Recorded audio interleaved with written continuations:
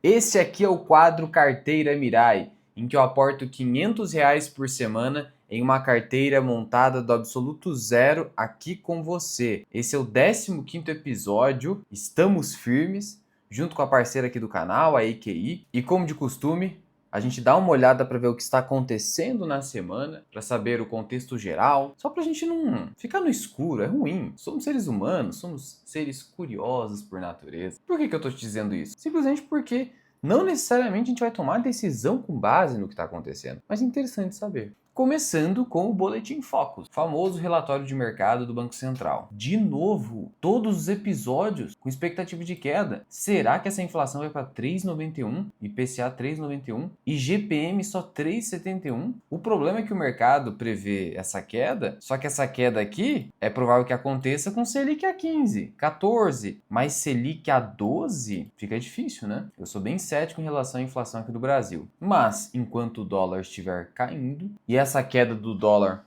pode levar mais tempo, essa tendência de queda, seja por conta do juro alto no Brasil, pensando aqui em Brasil, seja porque pode estar havendo uma política de desvalorização do dólar, não simples abandono por alguns países, como reserva global, mas pelo próprio Estados Unidos, uma política de desvalorização, com corte de juros, com políticas governamentais visando aumentar, sabe o quê? O resultado da balança comercial, porque dólar muito caro gera déficit na balança comercial dos Estados Unidos. E é óbvio que isso é ruim para a economia norte-americana. Então, vamos ver, né? Vamos ver. A parte boa de juro caindo no Brasil é que isso vai gerando ali um sentimento de confiança no empresariado. Juro mais baixo, o pessoal começa a investir mais na economia real, isso pode gerar mais contratações. Então, queda do juro e queda do dólar no Brasil não é apenas números numa tela, é só coisa do mercado financeiro. Não, isso impacta na economia real, na confiança das pessoas e pode ocasionar uma expansão da economia. E falando dos Estados Unidos, olha aí, tivemos a derrubada das tarifas do Trump. Suprema Corte decidiu, falou que ele não deveria ter legislado, que era papel do Congresso, e possivelmente o Brasil seria o mais beneficiado. Esse seria um estudo da Global Trade Alert, que diria o seguinte, que a tarifa média aplicada em face do Brasil cairia de 26,3 para 12,8. Muito bom. Quando saiu essa decisão, você viu ações como Taurus disparando, porque a Taurus é muito dependente dessas tarifas, dependente dos Estados Unidos. E aí o Trump não ficou quieto, não ficou parado. Ele anunciou uma tarifa geral de 10% na sexta e no sábado elevou para 15% a cobrança. A tarifa foi imposta com base na seção 122 da Lei de Comércio dos Estados Unidos, que permite ao governo americano restringir as importações em momentos de alto déficit comercial. Tá vendo aqui que essa política de desvalorização do dólar vem sendo aplicada pelo próprio governo? Então não é só uma questão de outros países comprando ouro. E na minha opinião, tá uma euforia no ouro. Cuidado. Vez ou outra eu recebo uma pergunta. Chegou a hora de eu comprar ouro? Prata? Que isso? Você quer acompanhar a tendência? Você quer ir igual hedge fund, fator impulso? Fuja disso, porque pode dar certo se você der um tiro rápido e conseguir sair rápido. Mas esse tipo de postura que você quer ter no mercado financeiro, muito complicado. Então, fuja de euforia no geral. Seguindo aqui, olha a Pátria aí, que está comprando tudo quanto é fundo imobiliário, dominando esse mercado que antes estava muito fragmentado, ainda está, e agora passa por uma fase de consolidação. E agora ela vendeu a Smart Fit. Eu tenho um vídeo de Smart Fit lá na comunidade FMI, e para os membros do canal, trouxe valor intrínseco e tudo mais. Claro, né, se eu trouxesse um vídeo público aqui, não ia dar nem 1000 visualizações. E veja, já está há 15 anos com a empresa e agora vendeu no block trade. Quando eu faço uma grande venda massiva ali para um investidor específico, eu não consigo fazer isso na bolsa de valores, eu não consigo vender na bolsa. Isso não existe. Isso acontece porque a ação está cara? Não necessariamente, pode ter outro motivo. Talvez a tese não faça mais sentido para a empresa. Nem fique especulando sobre isso. Ou você vai vender uma ação porque outro vendeu. Você tem que ver, essa ação perdeu fundamento ou ficou excessivamente cara? Aí eu vou vender. Você tem que tomar essa decisão. Você tem que chegar a essa conclusão sozinho. Claro, você pode pegar opiniões de terceiros, pegar informações, avaliações, mas sintetizar tudo isso e tomar a sua decisão. E o Banco Pine anunciou o follow-on, que é quando a empresa emite ações, novas ações, visando captar mais dinheiro dos investidores. Geralmente isso é feito na alta, o que é menos danoso, porque se é na alta, quer dizer que a ação está cara, provavelmente. Então eu estou emitindo ações na alta. Agora, Quando é feito esse tipo de movimento na baixa, é quando a empresa está mal das pernas. Vamos lembrar que isso aconteceu muito, mas muito com o IRB. Lá em 21, 22, era follow-on toda hora, porque estava mal. Empresas em crise fazem follow-on. Eventualmente, Raizen vai ter que fazer isso, mas aqui não. Como a empresa está indo muito bem, você vai lá e capta dinheiro com as ações na alta. E eu já tinha dito no outro vídeo, e até numa postagem, olha gente, Pine tá muito caro, tá caríssimo. Não à toa que a gestão queria fazer um follow-on. E aí, obviamente, as ações iriam despencar com uma notícia dessa, mesmo sendo um dia de queda na Bolsa de Valores, caindo 6%. Tivemos também resultado de Irani, segunda-feira, teremos a Gerdau. Estou gravando isso aqui antes do resultado da Gerdau, que é pós-fechamento do mercado. Fiz uma análise de Irani e expliquei que, assim, tem uma pegadinha ali que eu não vejo ninguém falando. Pelo menos eu nunca vi. Que é em relação ao valor justo dos ativos biológicos. Que eles impactam, sabe aonde? Eles impactam ali no custo do produto vendido da Irani. E isso infla a geração de caixa e o lucro líquido. Expliquei com mais detalhes lá no vídeo dedicado na comunidade FMI para os membros do canal. Ainda isso aqui me surpreendeu, essa notícia aqui. BTG é contratado, e isso aqui é uma informação que veio do Lauro Jardim, um furo, eventualmente, é contratado para vender Ipiranga, do Grupo Ultra. Caramba! Agora que os caras resolveram o problema dos combustíveis, né, que tinha muita sonegação,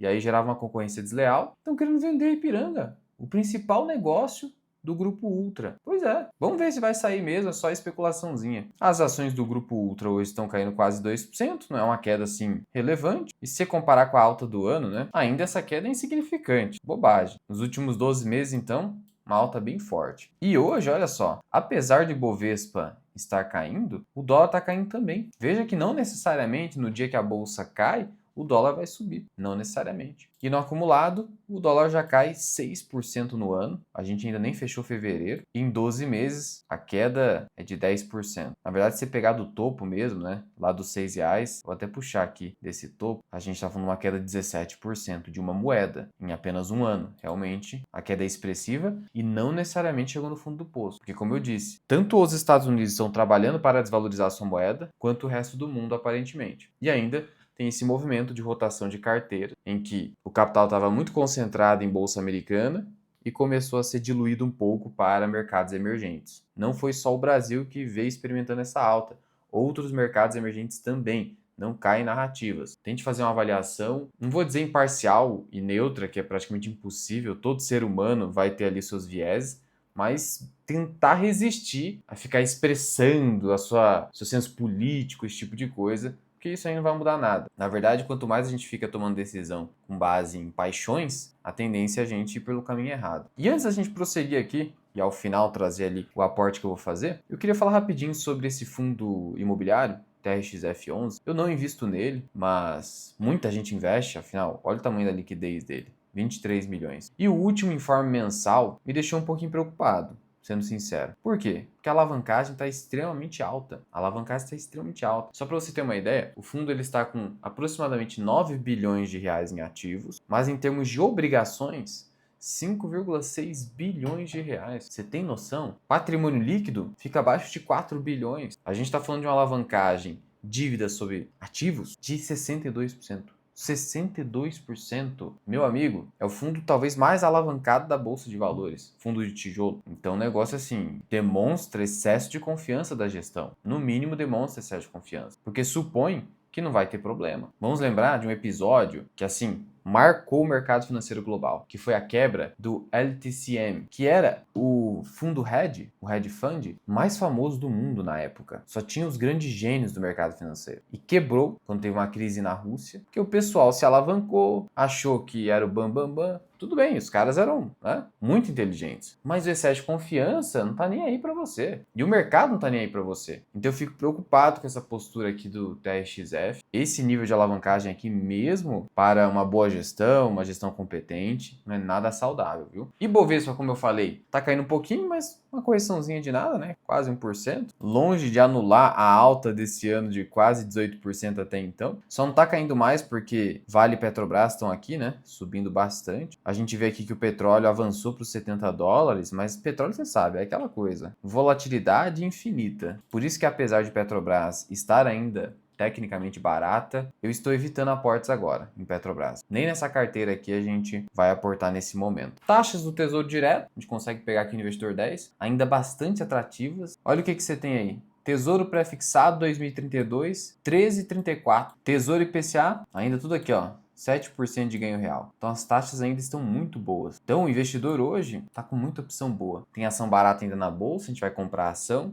E ainda tem títulos públicos com altas taxas. Eu particularmente não gosto de investir grandes quantias em NTNB de longo prazo, muito longo prazo, pegar 2050, 60, porque emprestar dinheiro para o governo longuíssimo prazo, eu não me sinto muito confortável. Eu posso ter um pouco, né? Mas igual o pessoal aí tá, nossa, tô me aposentando colocando um caminhão de dinheiro aqui, emprestar 2060, 2050, eu não gosto. Sabe por quê? Não é nem o medo de calote puro e simples, é o medo de moratória. Sabe o que é moratória? Sabe quando o governo estende prazo de pagamento de precatório? É moratória, estender prazo. O governo tem a caneta na mão. Ele pode estender o prazo quanto que ele quiser. Só articular com o Congresso. Você acha que é difícil de fazer? Então, se chegar num cenário em que o governo não consegue acertar as contas públicas, daqui 20 anos, 30 anos, chega um cenário assim que eu preciso, inevitavelmente, adiar pagamentos, imagina, ter que esticar prazo. E você, pô, tava precisando do dinheiro, tava contando com essa grana para me aposentar, sei lá, e ó. Então, cuidado, prazo muito longo, num Brasil imprevisível desses, difícil. Longo prazo, ações de excelentes companhias geralmente são bem mais seguras, tá? Pensando nessa ideia de moratória e eventualmente, sei lá, hiperinflação. A gente tá falando de 20, 30 anos à frente, a gente não sabe o que vai acontecer. E aí boas empresas conseguem te proteger disso. E aí indo aqui para a minha carteira da EQI, parceira do canal, para abrir conta tem link na descrição. Vamos dar uma olhada aqui? Ó, só recapitulando, dentro da carteira, quase 10% é Bitcoin. E como a faca parece que está caindo, eu já falei sobre isso no episódio anterior, eu vou esperar o MVRV tentar cair abaixo de 1 para aumentar a posição. Por isso eu vou aproveitar aqui os R$ 500 que eu mandei para conta para aportar em ações. Se tiver ações a preços atrativos na minha carteira ou fora dela, porque senão a gente coloca no caixa, não tem problema, deixa para semana que vem. E o caixa não é deixar aqui parado na conta, o caixa é colocar no CDB de liquidez diária. E em março teremos ainda a opção do Tesouro Reserva de Emergência, que vai ser excelente, vai atrair muito capital, talvez até retirando da poupança. Renda variável, então. Arezo, que agora é Asas 2154, mas eu não consigo largar o nome Arezo. Está abaixo de 26, que é um preço que a gente considera interessante, mas já é a maior posição da carteira, então vamos dar uma segurada. Klabin também nesses preços aqui a gente não tem interesse. BB Seguridade a 34, aí sim, aí tá no preço de aporte. Porque é o seguinte, ó, vamos voltar aqui em BB Seguridade. Vamos lembrar o seguinte, o índice preço-lucro projetado de BB Seguridade está pouco acima de 8x. Como que eu sei isso? Pegando o lucro líquido de 8,3 bilhões de reais, que seria a estimativa mais conservadora para o BB Seguridade em 2026, mesmo considerando queda da taxa Selic para 12% e queda no lucro líquido em virtude da queda do resultado operacional não decorrente de juros, em virtude ainda da crise persistente no Banco do Brasil, a gente chegaria em 8,3 bilhões. 8,3 bilhões, se eu dividir pelo número de ações, aqui no investidor da você clica em empresa, e você pega o número de ações, são 2 bilhões de papéis, a gente está falando de um lucro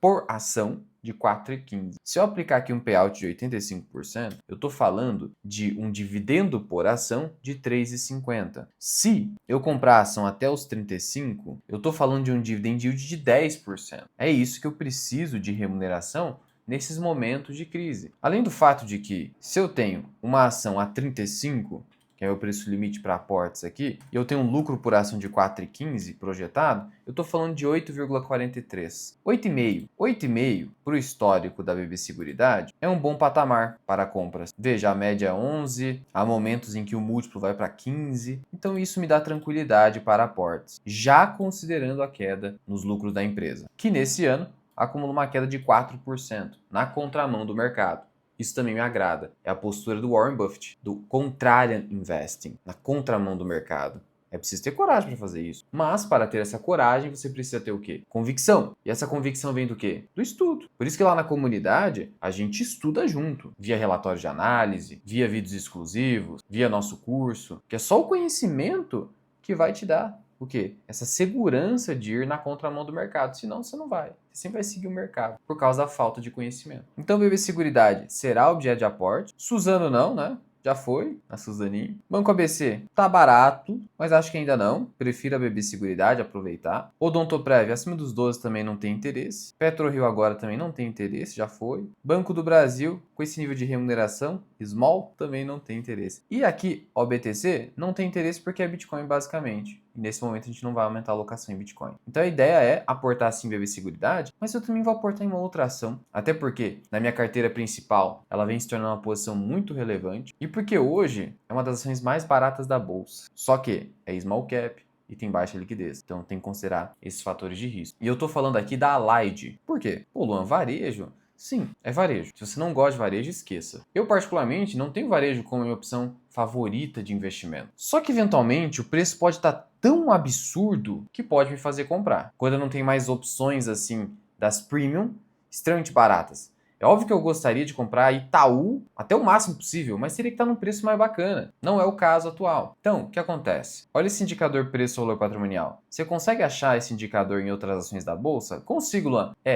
Mas de uma empresa sem dívida e com lucros consistentes e que paga dividendos consistentemente, você vai achar ou com alto endividamento, ou que não paga dividendo, ou que tem resultados inconstantes em termos de lucro, ora prejuízo, aí você vai achar. Ou um PVP aqui extremamente baixo com muito ágio no balanço. Não é o caso da Allied, não tem ágio no balanço. Então olha só, vou clicar aqui em contábil, tá vendo aqui, ó, lucro, sempre lucro. Claro, a margem líquida vai ser baixa, né? Vai ser baixa, ó, 2%. Considere essas margens aqui de 2%. É que aqui tem não recorrente de crédito fiscal. Esse ROI também não é esse, é aqui em 7%. Então sim, qual que é o problema aqui? Não está gerando valor econômico adicionado nesse momento. Não está. Eu estou ciente disso. Por outro lado, deixa eu te perguntar uma coisa. Se você hoje tem R$1 milhão na sua conta, 1 milhãozinho, e aí você tem a opção de investir no tesouro, ganhar 1% ao mês, vamos considerar que seja esse o patamar de remuneração líquida, 1% ao mês. Do outro lado tem a poupança para ganhar 8%. Ou seja, tem uma diferença aqui, assim, por baixo, de 4%. Tá bom. Então, onde eu deveria alocar os meus R$1 milhão? Aqui, né, Luan? Eu preciso ganhar mais para gerar valor econômico adicionado. Beleza. Mas se eu optar pela poupança, porque eu sou mais conservador, sou cagão, não tenho conhecimento, tem gente que é assim. Tá, beleza. Vai render, né? Vai render. Vai render. Não é a melhor forma de rendimento, mas vai render. Eu te pergunto, por mais que não esteja gerando valor econômico adicionado, já falei sobre isso em outro vídeo, ainda assim, ao final de um ano, você não vai ter 1 milhão mais 8%? Sim. Você não vai ter 1 milhão menos 8% ou menos de 1 milhão. Você vai ter 1 milhão mais 8%. Básico, né? Tranquilo. Só que na bolsa de valores, por conta de você avaliar o valor econômico adicionado nas empresas, que é basicamente você avaliar a diferença entre o custo de capital, supondo que aqui o custo de capital seja de 13, 14 ou 15. Então o custo de capital é 15 e o retorno que eu estou entregando é 7, 8%. Então o que o mercado financeiro faz? Olha, não dá. Era para render 15, está rendendo 7, 8, pensando no ROI. Então eu vou ter que desvalorizar essa empresa. Isso está certo. Mas chega um patamar abaixo do patrimônio líquido, muito abaixo do patrimônio líquido, como é o caso atual, que fica um negócio de doido. Afinal de contas, vamos lá. Eu vou clicar aqui para você ver.